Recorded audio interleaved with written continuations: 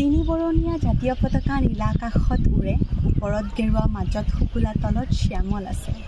বগাৰ মাজত অশোক চক্ৰ চিত্ৰ জিলিকি ৰয়, আমাৰ জাতীয় পতাকাখনি কদাপি নহয় ক্ষয়। নমস্কাৰ। আজি এই মুকলি আকাশৰ তলত সগৌৰৱে নাচি থকা পতাকাৰ ছত্ৰ ছায়াত মুকলিভাৱে উশাহ লোৱা প্ৰত্যেকজন নাগৰিক, আজিৰ দিনটো উদযাপনত অংশ লোৱা প্ৰতিগৰাকী ব্যক্তিৰ লগতে ভাৰত মাতৃৰ প্ৰতিজন সন্তানলৈ মই স্বাধীনতা দিৱসৰ আন্তৰিক শুভেচ্ছা আৰু শুভকামনা জ্ঞাপন কৰিছোঁ।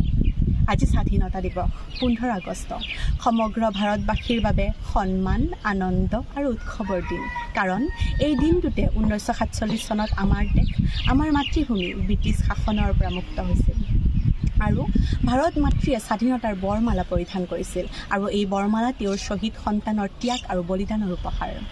আজিৰ এই পবিত্ৰ দিনৰ পবিত্ৰ মুহূৰ্তত আই মাতৃৰ সকলো বীৰ শ্বহীদ সন্তান যিসকলে নিজৰ বুকুৰ তেজৰ চেকুৰাৰে মাতৃভূমিক স্বাধীনতাৰ মোহৰ মাৰিলে, তেওঁলোকলৈ মোৰ শতকোটি প্ৰণাম আৰু সশ্ৰদ্ধ অঞ্জলি জ্ঞাপন কৰিছোঁ।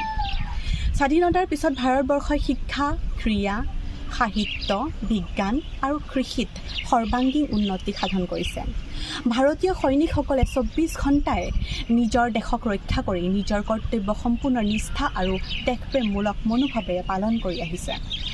সমগ্ৰ বিশ্বই জানে ভাৰতবৰ্ষ এখন ধৰ্মনিৰপেক্ষ আৰু লোকতান্ত্ৰিক দেশ। মই ভাৰত মাতৃৰ জীয়ৰী, স্বাধীন ভাৰতত জন্মলভি গৌৰৱান্বিত। আমি নৱপ্ৰজন্মই আমাৰ দেশৰ ভৱিষ্যত। আমি পণ লওঁ যে ভৱিষ্যতে ভাৰতবৰ্ষক এখন উন্নত দেশ হিচাপে গঢ়ি তোলাত অপ্ৰাণ চেষ্টা কৰিম। শ্বহীদসকলৰ, স্বাধীনতা সংগ্ৰামীসকলৰ বলিদান আমি অথলে যাব নিদিওঁ।